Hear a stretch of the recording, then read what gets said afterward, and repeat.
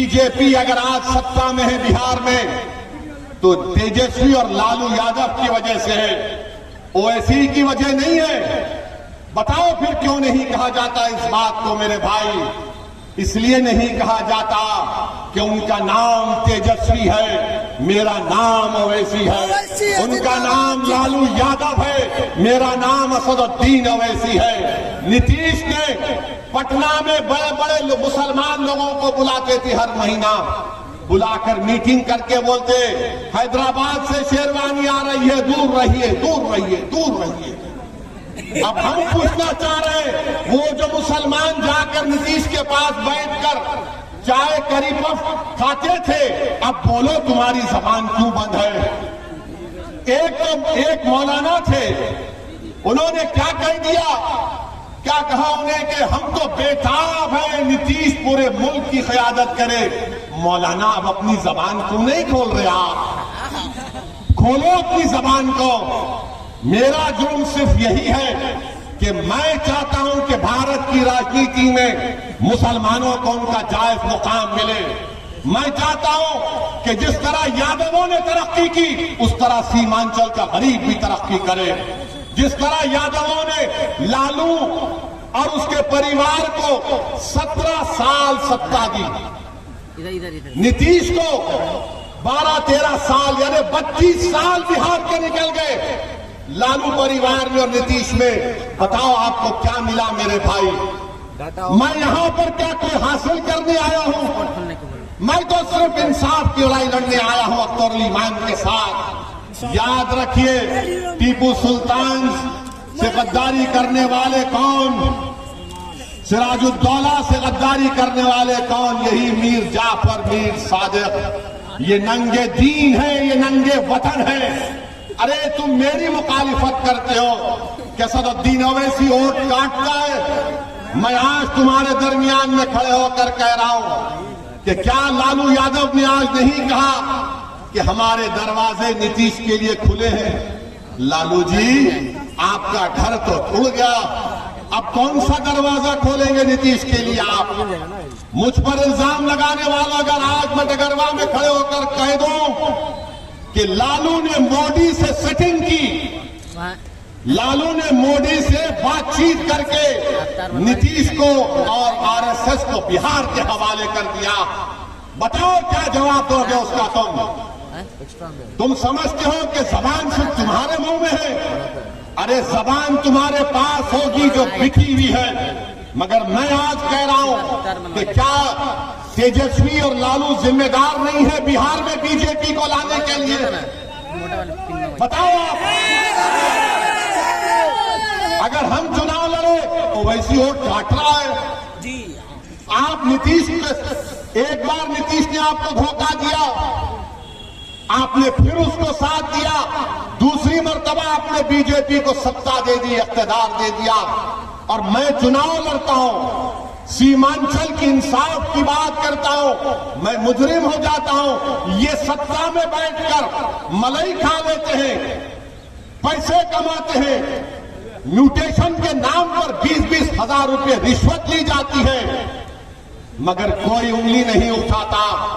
BJP अगर आज सत्ता में है बिहार में तो तेजस्वी और लालू यादव की वजह से है, ओवैसी की वजह नहीं है। बताओ फिर क्यों नहीं कहा जाता इस बात को मेरे भाई?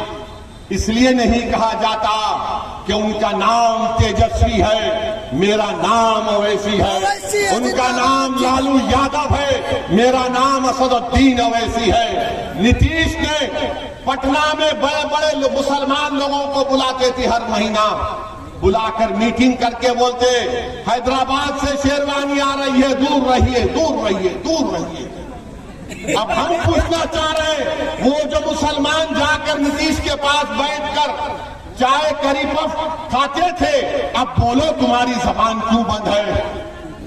एक मौलाना थे, उन्होंने क्या कह दिया, क्या कहा उन्हें कि हम तो बेताब है नीतीश पूरे मुल्क की क़यादत करे। मौलाना अब अपनी जबान क्यों नहीं खोल रहे? आप खोलो अपनी जबान को। मेरा जुर्म सिर्फ यही है कि मैं चाहता हूं कि भारत की राजनीति में मुसलमानों को उनका जायज मुकाम मिले। मैं चाहता हूं कि जिस तरह यादवों ने तरक्की की उस तरह सीमांचल का गरीब भी तरक्की करे। जिस तरह यादवों ने लालू और उसके परिवार को 17 साल सत्ता दी, नीतीश को 12-13 साल यानी 32 साल बिहार के निकल गए लालू परिवार में और नीतीश में। बताओ आपको क्या मिला मेरे भाई? मैं यहां पर क्या कोई हासिल करने आया हूं? मैं तो सिर्फ इंसाफ की लड़ाई लड़ने आया हूं अख्तर अली ईमान के साथ। बताइए क्या मिल रहा है आपको? ये 4 बेईमान चले गए जिनके पास तो कौन सी मिनिस्ट्री थी? डिजास्टर मैनेजमेंट, आपदा की मिनिस्ट्री थी। कौन सा तुमने किया? अरे तुम भी अब आपदा आ गई, अब तुम खत्म हो गए इंशाअल्लाह हमेशा। यही हमारी गलती है। अब आप बताइए 32 साल निकल गए इनके। ये बिहार सरकार ने एक सर्वे किया, अख्तर भाई ने मुझे डेटा दिया, कुल्हिया बरादरी पूरे बिहार में 12,83,780 है। कितने हैं? 12,83,780 है। उनको नौकरी मिलनी चाहिए थी 20,421। लिख लीजिए, वरना कल बोलेंगे ओवैसी झूठ बोल दिया। 20,421 नौकरी मिलना था। कितने कुलैया बरादरी की नौकरी मिली? 5,734। इसका जिम्मेदार मैं हूं, इसका जिम्मेदार अख्तर अली ईमान है। इसकी जिम्मेदारी आप पर भी आएगी होती है क्योंकि आपने लालू का साथ दिया, आपने नीतीश का साथ दिया। बताओ तुमको क्या हासिल हुआ? तुम्हारा वोट उनको इख्तियार की कुर्सियों पर बिठा दिया, तुम्हारा वोट उनको मुख्यमंत्री बना दिया, तुम्हारा वोट उनको 1 साल नहीं 17 साल 13 साल उनको सत्ता की कुर्सियों पर बिठा दिया। मगर आपका घर, आपके घर में आज चिराग जलाने के लिए तेल नहीं है, आपकी औलाद को नौकरी नहीं है। कब तक आप इस नाइंसाफी का शिकार होंगे मेरे भाई? ये आदाद शुमार मैं आपको बता रहा हूं, ये बिहार सरकार के हैं। और मैं मजलिस के जो मुखालिफिन हैं, जो मजलिस पर गाली देते हैं, मैं उनसे कह रहा हूं कि अल्लामा इकबाल ने कहा था कि अपने मन में डूबकर पाजा सुराग जिंदगी। अगर तू मेरा नहीं बन सकता तो अपना तो बन जाओ कम से कम तुम।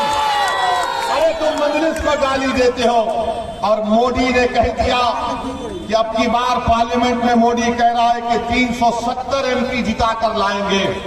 हम अपनी तरफ से पूरी कोशिश कर रहे हैं कि तीसरी मर्तबा हमारे वतन अजीज भारत का वजीर आजम मोदी ना बने।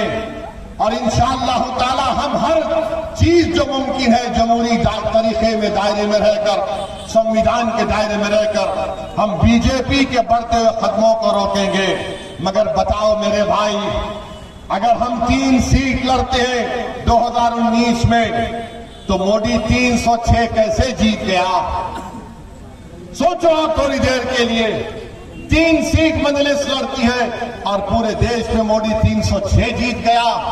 बिहार के 40 सीट में सिर्फ 1 सीट बचा पाते, बाकी का सब एनडीए जीत जाती है। पूछो आप इन लोगों से, गठबंधन के लोगों से, तो बोलेंगे ओवैसी जिम्मेदार। अब ऐसा हो गया कि अगर किसी गठबंधन के घर नेता के घर में अगर गाय भैंस है, सुबह में गाय भैंस ने दूध नहीं दिया, मुर्गा ने आवाज नहीं लगाई सुबह 4 बजे, तो कोई जाकर पूछेगा आज मुर्गा ने आवाज नहीं लगाई, भैंस ने दूध नहीं दिया, क्या वजह? तो बोलेगा ओवैसी गढ़वा में आया था, यहां से गया है, इसीलिए भैंस ने कहा कि हम दूध नहीं देंगे। मैंने हर चीज की जिम्मेदारी हम पर आयद हो जाती है। हमको इससे कोई फर्क नहीं पड़ता क्योंकि हमारी इज्जत का देने वाला अल्लाह है, हमारी कामयाबी का देने वाला अल्लाह है। कर देगा भैया। और मुझे इस दुनिया में अगर हूं तो मुझे सिर्फ यही करना है कि कोशिश करूं कि गरीब और मजलूमों का फायदा हो जाए, चाहे वो मुसलमान हो या हमारे हिंदू दलित भाई हो या ओबीसी भाई हो। मेरे अजीज दोस्तों और बुजुर्गों, मेरी आपसे गुजारिश है कि आप अच्छे तरीके से अपने वोट का इस्तेमाल करिए। याद रखिए, बीजेपी के बढ़ते हुए कदमों को रोकना है। तीसरी मर्तबा मोदी को भारत का वजीर आजम बनने से रोकना है। पार्लियामेंट में आज मोदी के 306 एमपी में एक भी मुस्लिम एमपी नहीं है, एक मुस्लिम मिनिस्टर नहीं है। आज पार्लियामेंट में कितने मुसलमान एमपी हैं बताइए आप? आपकी हमारी आबादी 17 करोड़ 2011 का सेंसस कहता है। 14% के लिहाज से हमारे 50 से ज्यादा एमपी होने चाहिए, मगर कितने एमपी आपके जीत कर जाते हैं? 22 या 23 जीत कर जाते हैं। और जो भी जीत कर जाते वो डरते हैं आपकी बात करने से, वो डरते हैं आपकी इंसाफ की लड़ाई लड़ने से।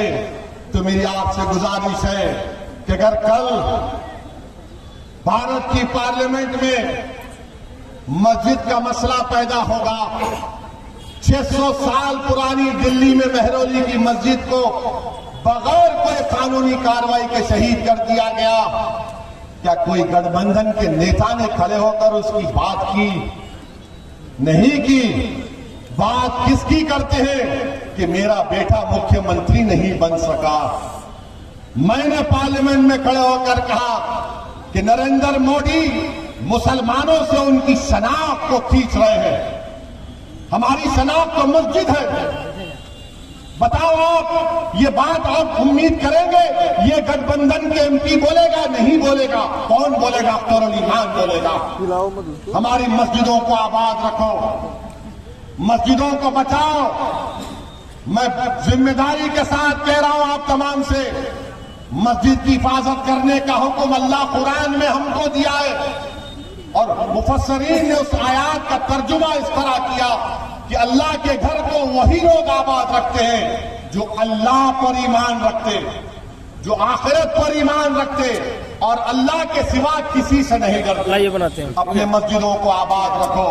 याद रखो, हमारी मस्जिदों को हमसे छीनना चाहता है, हमारे मस्जिदों को हमसे छीनना चाहते हैं। शरीयत में मदाखलत की जा रही है। उत्तराखंड में यूनिफॉर्म सिविल कोड का नाम तो यूनिफॉर्म, मगर कानून का इतलाक सिर्फ मुसलमानों पर। मेरे भाई, ऐसे कठिन नाजुक वक्त में मेरी आपसे अपील है कि पार्लियामेंट के इलेक्शन में मजलिस को कामयाब करिए। हमारा रिकॉर्ड आपके सामने है। जिनको आपने आजमा लिया, अब दोबारा गलती मत करिए। मजलिस आपकी जमात है। मैं फिर से कह रहा हूं कि मजलिस आपकी आवाज है। नरेंद्र मोदी 370 एमपी लाने का ख्वाब देख रहे हैं। हमको और आपको कोशिश करनी चाहिए कि बीजेपी के बढ़ते हुए कदमों को रोकें। वोट डालने वाले हैं हम, मगर वोट लेने वाले भी बनिए। और मोदी जी के बारे में हम एक बात तो कहना चाहेंगे। आपने देखा, भारत के प्रधानमंत्री दुबई को गए थे। दुबई को गए तो दुबई के शेख को ऐसा गले लपटे, उससे ऐसा लग रहा था कि दो भाई मिल रहे हैं या हबीबी बोल के उससे मिले। हम मोदी जी से पूछना चाह रहे हैं, हम मोदी जी से एक बात कहना भी चाह रहे हैं। मोदी जी, कभी अपने घर में आप बिल्किस बानो को बुलाइए। उस बिल्किस बानो को जो आप मुख्यमंत्री थे, उसको 10-10 लोगों ने उसकी इज्जत लूटी। बिल्किस बानो हामिला थी हमारी बेटी, उसकी 3 साल की बेटी को कत्ल कर दिया। उसकी मां का कत्ल हो गया, उसके परिवार के 2 लोगों का कत्ल हो गया। मोदी जी, जब आप दुबई के शेख को गले लगा सकते हैं, एक मासूम बिल्किस बानो को अपने घर को बुलाइए, उसके सर पर हाथ रखिए और उससे कहिए कि तुम मेरी बेटी की तरह हो, तुमसे इंसाफ होगा। मगर मोदी जी करेंगे या नहीं करेंगे मुझे नहीं मालूम, मगर बिल्किस बानो की आवाज भी मजलिस ने उठाई है।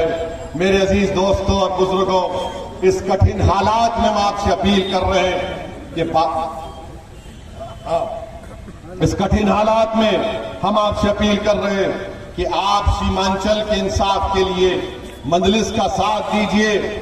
और यहां पर आप जानते हैं कि पूर्णिया के एयरपोर्ट का मसला है, कभी आप सुने डॉक्टर साहब की जबान से? नहीं सुने। डॉक्टर साहब ये चाहते हैं कि जानवरों पर जो जुल्म करे उस पर सजा बढ़ जाए। डॉक्टर साहब काश तुम बोलते पूर्णिया का एयरपोर्ट भी बन जाए, काश तुम बोल देते, मगर हमने कई मर्तबा उठाया है। अब अख्तरुल ईमान को आप कामयाब करिए, इंशाअल्लाह ताला सीमांचल से इंसाफ शुरू होगा, पूर्णिया का एयरपोर्ट बनेगा, अलीगढ़ मुस्लिम यूनिवर्सिटी का कैंपस है, गरीबों की हक की लड़ाई है। हम आपसे अपील कर रहे हैं कि एक बार यहां से आप अख्तरुल ईमान को अपना एमपी बनाकर पार्लियामेंट में भिजाइए। बहुत बहुत शुक्रिया। अस्सलाम वालेकुम व रहमतुल्लाह।